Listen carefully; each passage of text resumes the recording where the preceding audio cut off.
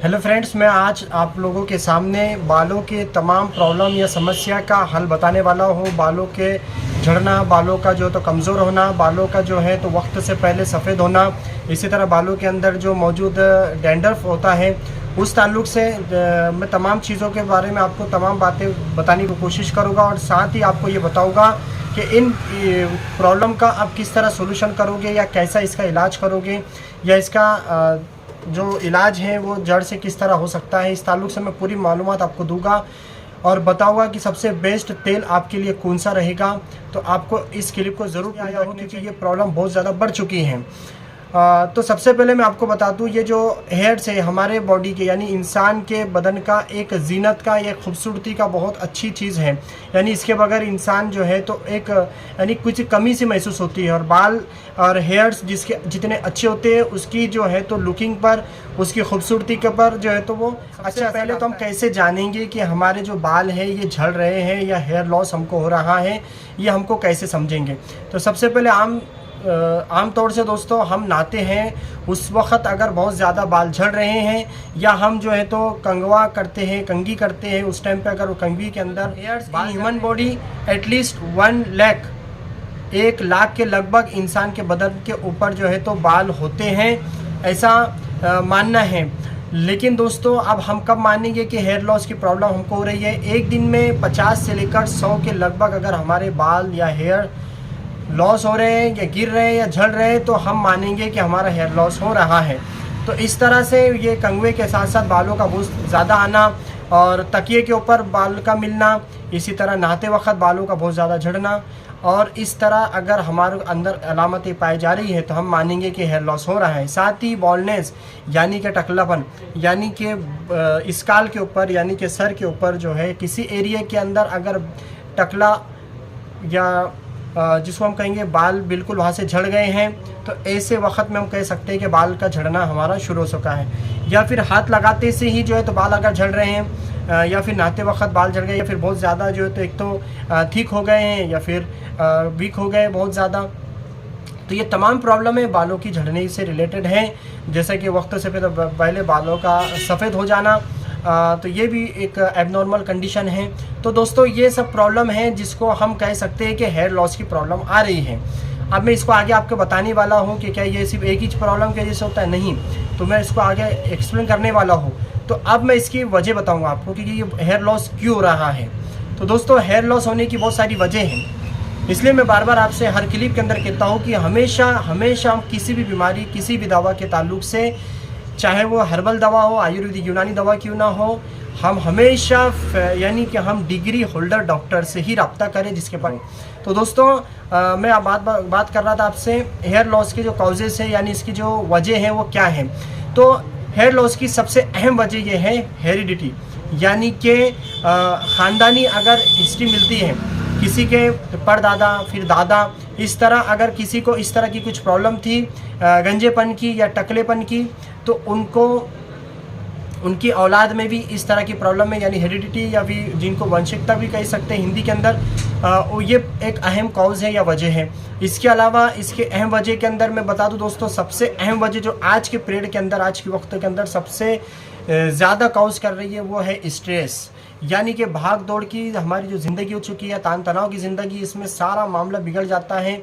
बहुत सारे जो है तो हमारे जो हेयर्स है उसके अंदर केमिकल्स वाले या फिर डस्ट या फिर जो है तो डाइट हम उस बराबर प्रॉपर नहीं ले पा रहे हैं जो कि हमारी बॉडी को रिक्वायरमेंट है, हमारी बॉडी के लिए ज़रूरी है। इसी तरह से तान तनाव की वजह से क्या होता है, भागदौड़ वाली लाइफ या स्ट्रेस वाली लाइफ से हमारी ज़िंदगी के अंदर बहुत सारे प्रॉब्लमें आती हैं हमारी बॉडी के अंदर जो फंक्शन से, खासकर ब्रेन का जो फंक्शन है या तो उसको बहुत ज़्यादा इफ़ेक्ट करती है हमारी तान तनाव वाली ज़िंदगी या फिर हमारी जो है तो लाइफ स्टाइल, ये बहुत डिस्टर्ब करती है हमारी लाइफ। तो हार्मोन से रिलेटेड ये बहुत ज़्यादा प्रॉब्लम आता है। हार्मोन रिलेटेड अगर देखा जाए तो एड्रोजेनिक जो फीमेल में और मेल के अंदर, दोनों के अंदर, यानी कि फीमेल पैटर्न हेयर लॉस और मेल पैटर्न हेयर लॉस, ये दोनों का जो वजह है वो हार्मोन से रिलेटेड है। तो हम लोग एंड्रोजेनिक एलोपेशिया कहते हैं, ये बहुत ही कॉमन होता है, मेल के अंदर भी पाया जाता है, फीमेल के अंदर भी पाया जाता है। फीमेल के अंदर देखा जाता है कि जैसे कि हार्मोनल्स जब भी डिस्टर्बेंस होता है, चाहे वो प्रेगनेंसी के अंदर हो, मेनोपॉज हो, चाहे दूसरी किसी कंडीशन में हो, तो ऐसे सिचुएशन के अंदर भी हेयर से रिलेटेड बहुत सारी प्रॉब्लम आती है, यानी हार्मोनल्स डिस्टर्बेंस होता है। इसकी वजह से जो है तो हेयर लॉस हो सकते हैं। और एक बहुत ही अहम वजह या काउज है हेयर लॉस की, वो है डाइट। हाँ दोस्तों, जो कि अभी जो मार्केट में जितनी सारी मेडिसिन चल रही है बालों के हेयर्स लॉस के ट्रीटमेंट के ताल्लुक से, तो उनमें अगर हम उसको ट्रीटमेंट करना चाहते हैं और अगर ये वजह मालूम हो जाती है हमको कि हमारी बालों की झड़ने की क्या वजह है, इसलिए मैं सब चीज़ें आपके सामने पेश कर रहा हूँ अच्छे से, ताकि आपको समझ में आ जाए। देखो, हेयर लॉस हो रहा है तो उसकी एक वजह नहीं है कि आप हेयर लॉस हो रहा है ये तेल ले लो और अच्छे हो जाएंगे, या फिर ट्रीटमेंट कर लो आप अच्छे हो जाएंगे, ऐसा कभी नहीं होता है। आपको उसकी वजह मालूम करना बहुत ज़रूरी है। इसके लिए अपने डॉक्टर से कंसल्ट करना, स्पेशलिस्ट डॉक्टर से कंसल्ट करना बहुत ज़रूरी होता है। तो इसमें एक अहम वजह जो आजकल बहुत ज़्यादा है वो है डाइट। डाइट के अंदर सबसे ज़्यादा इंपॉर्टेंट चीज़ होती है दोस्तों प्रोटीन। वन से उसको प्रोटीन का खुराक लेना बहुत ज़रूरी होता है। ये प्रोटीन बहुत इंपॉर्टेंट होता है। इसके साथ ही विटामिन B12, साथ ही बियोटिन, उसके अलावा मिनरल्स। जिन लोगों में एनीमिया होता है यानी खून की कमी होती है, ऐसे लोगों का हेयर लॉस होना बहुत कॉमन चीज़ है। जैसे कि आप देख रहे हैं एनाटॉमी के अंदर, hair anatomy of hair loss, anatomy and physiology, इसमें हेयर लॉस जो हो रहे हैं, तो हेयर्स का जो रिलेशन है वो देखिए आप किस तरह स्काल्प से और इस तरह से स्किन के जो लेयर्स होती है, डर्मिस, एपिडर्मिस, इसके अलावा जो उसके सब टाइप्स हैं, उससे कितना ज़्यादा इसका रिलेशंस है, यानी कि हेयर्स का और हमारे ब्लड सर्कुलेशन का कितना यानी कि रिलेशन है।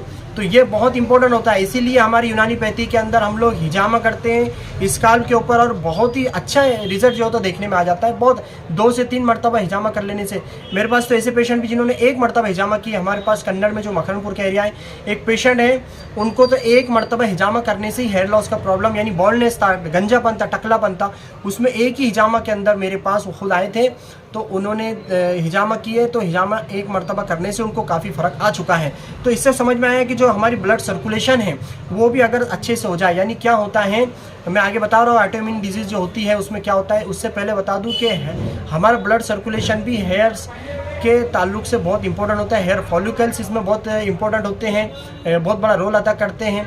तो दोस्तों, डाइट के अंदर मैंने आपको बताया, इसके साथ ही जिंक, आयरन, यानी कि जिसके अंदर खून की कमी है, ऐसे लोगों को देखना चाहिए कि अगर उनके अंदर खून की कमी है तो जाहिर सी बात है खून बढ़ने वाली दवाओं का उनको इस्तेमाल करना होगा। के ताल्लुक से प्रॉब्लम थी, बहुत सारे लोगों को ये प्रॉब्लम है। अगर वो अपना डाइट चेंज करें, डाइट चार्ट बना लें, अच्छे से खान पान बना लें, तो जाहिर सी बात ये प्रॉब्लम उनको काफ़ी फ़र्क उनको पड़ सकता है। तो अब आगे मैं आपको बताऊँगा इसके वजह काउजेज़ के अंदर के कुछ बीमारियाँ ऐसी है जिसकी वजह से बाल झड़ सकते हैं। टाइफाइड, मलेरिया, डेंगू, इसके साथ ही स्काल्प इन्फेक्शन, यानी स्काल्प के ऊपर कहीं पर अगर कुछ इन्फेक्शन होता है। इससे रिलेटेड मुझे एक चीज़ याद आ रही है, कुछ लोग पूछते हैं डैंड्रफ की वजह से भी हेयर लॉस हो सकते हैं। नहीं दोस्तों, है डैंड्रफ की वजह से हेयर लॉस नहीं होते। हाँ, लेकिन डैंड्रफ को अगर हम ईजी लेंगे, उसका ट्रीटमेंट प्रॉपर नहीं करेंगे, वो जगह पर उस एरिया को अफेक्ट करेगा और वहाँ पर हो सकता है सेकेंडरी इन्फेक्शन हो जाए क्रिएट। तो सेकेंडरी इन्फेक्शन की वजह से ज़रूर हेयर लॉस हो सकते हैं। यानी डैंड्रफ का डायरेक्टली कॉन्टेक्ट तो नहीं होता, लेकिन सेकेंडरी तौर पर अगर वो इन्फेक्शन हो रहा है तो जाहिर सी बात है हेयर लॉस होगा। तो स्काल्प इन्फेक्शन इसके अंदर इन्वॉल्व होगा। साथ ही आयरन से रिलेटेड कुछ प्रॉब्लम है, थायराइड से रिलेटेड अगर कुछ प्रॉब्लम है, थायराइड हार्मोन से रिलेटेड प्रॉब्लम है, तो ऐसे वक्त में आपको जो है यानी ये कुछ बीमारी ऐसी जिसकी वजह से हेयर लॉस हो सकता है। तो इम्यूनिटी पावर जिसकी कमज़ोर होगी, इसको हम लोग इसके अंदर बहुत इंपॉर्टेंट टॉपिक होता है एलोपेशिया एरिएटा, या ये ऑटोइम्यून डिजीज़ है जो कि डायरेक्टली अफेक्ट करता है हेयर फॉलिकल्स को। इसकी वजह से भी बहुत ज़्यादा हेयर लॉस होते हैं, और साथ ही हेड्स के दूसरे प्रॉब्लम भी आ सकते हैं इम्यूनिटी पावर की कमज़ोर होने की वजह से, जैसा कि बालों का वक्त पे सफ़ेद होना, बालों का कमज़ोर हो जाना, बालों का यानी कि लूज़ हो जाना। इस तरह की जो प्रॉब्लम आती है ये इम्यूनिटी पावर के कमज़ोर होने की वजह से होता है। तो इम्यूनिटी जितनी कमज़ोर होगी सारी बॉडी उसकी वजह से यानी कि डिस्टर्ब होती है, तो जाहिर सी बात है बाल भी या हेयर्स भी डिस्टर्ब होंगे, हेयर लॉस होगा। तो ऐसे में हमारी इम्यूनिटी पावर का कमज़ोर होने का ये भी एक अहम वजह बन जाती है। शैम्पू जिसके अंदर केमिकल हैं, इसके अलावा दूसरे केमिकल्स के बने प्रोडक्ट, या फिर ऐसे हेयर ट्रीटमेंट जो कि सही डॉक्टर को अगर हम नहीं बताएंगे, यानी झोला छाप डॉक्टर्स को अगर बता रहे हैं या फिर मन चाहे अपने दिल से जो है तो हम ट्रीटमेंट कर रहे हैं, तो ऐसा ट्रीटमेंट, हेयर्स का ट्रीटमेंट हमारे लिए हानिकारक हो सकता है, हेयर्स लॉस का जरिया बन सकता है, बजाय फ़ायदा देने के नुकसान दे सकता है। तो शैम्पू, वो शैम्पू जो केमिकल से बने हुए हैं, और जैसे कि बर्थ कंट्रोल मेडिसिन बहुत सारी फीमेल्स यूज़ करती है, ऐसे फीमेल्स के अंदर हेयर लॉस हो सकता है। साथ ही मलेरिया की medicine, skin related medicine, cancer की मेडिसिन। बहुत ही अहम टॉपिक पे मैं डिस्कस करने जा रहा हूँ, वह है इन्वेस्टिगेशन। दोस्तों, हम कोशिश करें कि अपने डर्मोलॉजिस्ट जो डॉक्टर होते हैं, यानी स्किन के जो डॉक्टर होते हैं, ये जो बालों के डॉक्टर होते हैं, उनको हम बताएं बेहतर हैं। तो ये लोग फिर क्या कर सकते हैं, इन्वेस्टिगेशंस करते हैं।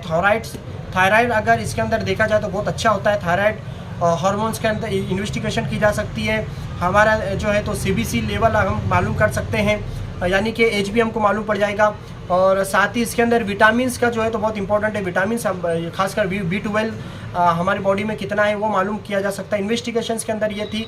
वैसे डॉक्टर फिजिकल एग्जामिनेशन जो करता है तो काफ़ी यानी कि डायग्नोज उसके अंदर हो जाता है। तो एक एलोपैथी का ट्रीटमेंट होता है, एक आयुर्वेदिक यूनानी का ट्रीटमेंट होता है, एक हर्बल ट्रीटमेंट होता है, एक अपना साथ में प्रिवेंशन के तौर पर एक ट्रीटमेंट होता है, एक होम रेमेडीज होता है। तो मैं आपको तमाम चीज़ें आपको बताने वाला हूँ, और साथ में आपको एक बेहतरीन ऑयल या तेल सजेस्ट करने वाला हूँ जिसको आप यूज़ कर सकते हैं और उसका बेहतरीन रिजल्ट आप देख सकते हैं। जो मेडिसिन यूज़ की जा सकती है, मैं उसका सिर्फ आपको नाम बता रहा हूँ, आपको डायरेक्टली यूज़ नहीं करना है। आपको सिर्फ और सिर्फ अपने डॉक्टर की सलाह लेना है, क्योंकि इसके साइड इफ़ेक्ट्स हो सकते हैं। तो उसमें मिनोक्सिडिल 2% और 5% आती है, जो कि इंक्रीज़ करती ब्लड सप्लाई को हेयर फॉलिकल्स के, और हमारे हेयर के जो प्रॉब्लम है उसको जो है तो दूर करती है, और बालों को मजबूत करती है, जड़ों से मजबूत करती है। इसके कुछ साइड इफ़ेक्ट्स भी हो सकते हैं, जैसे इचिंग वगैरह होना। दूसरा एक फिनास्ट्रेट बोल के टैबलेट आती है, इसको भी हम आपको डॉक्टर की सलाह से ही लेना है, आप डायरेक्टली बिल्कुल नहीं ले सकते। इसके कुछ साइड इफ़ेक्ट्स भी हो सकते हैं, सेक्सुअल प्रॉब्लम आ सकती है आपको, और दूसरी प्रॉब्लम भी क्रिएट हो सकती है। तो इसलिए आपको हमेशा अपने डॉक्टर से सलाह लेना है। और मैं ये सिर्फ आपको जो है तो एक ट्रीटमेंट के अंदर प्लेटलेट प्लाज्मा रिच थेरेपी, यानी जिसको हम इन शॉर्ट PRP कहते हैं, तो ये भी एक ट्रीटमेंट का जरिया है। और साथ ही इसके अंदर low level laser light therapy, साथ ही हेयर ट्रांसप्लांट सर्जरी। इसके अलावा दोस्तों प्रिवेंशन में याद रखिए, डिहाइड्रेशन आपको होने नहीं देना है, हाइड्रेशन रखना है अपने बॉडी को, यानी अपने बॉडी को बहुत ज़्यादा से ज़्यादा पानी पीना है। कोकोनट ऑयल, हमारे एक यूनानी बहुत ही एक्सपर्ट हकीम है, डॉक्टर या हकीम सुलेमान साहब तूर, ये हमेशा अपने लेक्चर के अंदर बताते हैं कि हमारे हेयर्स के लिए हम लोग डेली अगर कोकोनट ऑयल पीते हैं, मेरा अपना भी ज़ाती तजुर्बा है, प्रैक्टिस में मैंने देखा हो कि जो कोकोनट ऑयल के बारे में हमने तो सुना कि वो हेयर्स के लिए बहुत ही अच्छी चीज़ है, और आजकल सबसे ज़्यादा इंपॉर्टेंट जो हेयर्स के लिए दिया जाता है वो कोकोनट ऑयल को ही दिया जाता है। लेकिन दोस्तों, कोकोनट को हम सिर्फ ऑयल के तौर पे यूज़ ना करें, बल्कि उसको इंटरनली भी अगर हम यूज़ करते हैं तो जाहिर सी बात है बहुत सारे बेनिफिट मिलते हैं। तो मैं बता दूँ आपको, जो रोज़ाना डेली कोकोनट का ऑयल पीता है, नारियल का पानी, तो उसको काफ़ी फ़ायदा हासिल होगा। डेली आपको पीना है। साथ ही कोकोनट का ऑयल आपको हेयर्स के ऊपर यूज़ कर सकते हैं आप। मैं होम रेमेडीज़ बताते जा रहा हूँ आपको।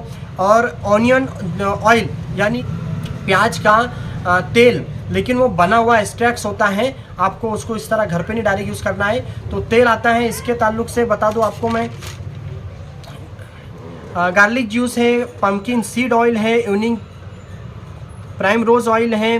तो इस तरह से कुछ होम रेमेडीज। ये स्ट्रेस से बहुत ज़्यादा प्रॉब्लम आ रही है, इसलिए आपको स्ट्रेस से बचने के लिए इबादत का एहतमाम करना चाहिए, नमाज़ों की पाबंदी करना चाहिए, एक्सरसाइज आपको करना चाहिए, इससे बहुत ज़बरदस्त रिजल्ट मिलता है।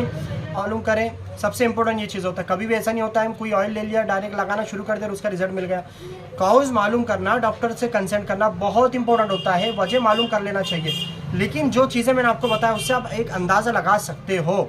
और अगर इसका जनरल अगर आपका कोई प्रॉब्लम है तो आप बिल्कुल इस तरह से बाल झड़ रहे हैं शुरुआत में, तो आप इस ऑयल को, तेल को, शाही हेयर ऑयल, ये हमारे औरंगाबाद ज़िले के अंदर ही मैन्युफैक्चरिंग होता है इसका। तो ये बहुत ही ज़बरदस्त प्रोडक्ट है। मैं आपको इसलिए सलाह दे रहा हूँ क्योंकि इसके अंदर कोकोनट ऑयल मौजूद है, साथ ही आलमंड यानी बादाम का तेल मौजूद है, साथ ही इसके अंदर कोकोनट ऑयल मौजूद है, और दूसरी चीज़ें भी इसके अंदर मौजूद है। जैसे मैं इसके कंटेंट पढ़कर सुनाता हूँ आपको। ओवियम ऑयल है, बीवर ऑयल है, प्रूनस ऑयल है, और कोकोस ऑयल है। तो इस तरह इसके अंदर बहुत सारे कॉम्बिनेशन हैं जो हमारे बालों की नरिशमेंट का भी ज़रिया बनता है, हेयर फॉलिकल्स के लिए भी सपोर्ट है, उसके अलावा हमारे जो बाल वक्त से पहले सफ़ेद हो रहे हैं उसके लिए भी ज़रिया है, बेहतरीन मददगार हो सकता है। और हमारे जो स्काल के ऊपर डैंड्रफ होते हैं, जो भूसी जिसको हम कहते हैं, उस तरह की प्रॉब्लम को भी जो तो दूर करता है। शाइनिंग और हेयर्स को जो है तो मजबूत करने का काम और हेयर लॉस से बचाने का काम ये शाही हेयर ऑयल करता है।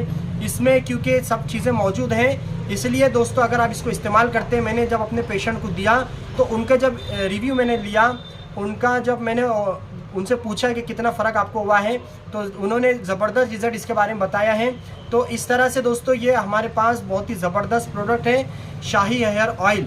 तो आप इसको बिल्कुल इस्तेमाल कर सकते हैं। 100 ml की बॉटल सिर्फ 120 रुपये के अंदर मौजूद है, जबकि मार्केट में आप दूसरी ऑयल देखेंगे तो वो थोड़े से कॉस्टली है, लेकिन ये बहुत ही सस्ता है। 150 की जगह ये ऑफ़र में आपको सिर्फ 120 में मिल रहा है। 100 ml की ये 100% ऑर्गेनिक है, 100% ऑर्गेनिक है, नेचुरल है, जिसको आप बिंदास यूज़ कर सकते हैं। बालों की जड़ों में शाही ऑयल डालकर अच्छे से मालिश आपको अच्छी तरह से करना है। बालों के अंदर अगर आप इसकी मालिश करते हैं तो आपके जो है तो दिमागी थकान जो है तो दूर हो सकती है, नींद आपको अच्छी आ सकती है। साथ ही बालों को झड़ने से रोकता है, चमकदार मुलायम बनाता है, बालों को जड़ों से मजबूत करता है। इस तरह के शाही हेयर ऑयल के अंदर बहुत ज़बरदस्त फ़ायदे हैं। तो 100 ml की बॉटल सिर्फ आपको 120 रुपये में मिल रही है, ये ऑफ़र चल रहा है। और इस ताल्लुक़ से अगर आपको ये चाहिए तो औरंगाबाद के अंदर रोशन गेट के ऊपर रिलीफ मेडिकल के ऊपर आपको ये आसानी से मिल जाएगा। इसके अलावा मैं आपको कॉन्टैक्ट नंबर दे रहा हूँ, आप इस नंबर पे कांटेक्ट कीजिए। कन्नड़ के अंदर ये मेरे क्लिनिक में यानी रिलीफ क्लिनिक करीमनगर के अंदर आपको मिल जाएगा, सिल्लोड़ के अंदर, खुल्दाबाद के अंदर, उसके अलावा गंगापुर, बैजापुर, अब तो अल्हम्दुलिल्लाह ये जलगांव में शुरू हो चुका है। तो आप ज़रूर इसको यूज़ करें। Thank you very much.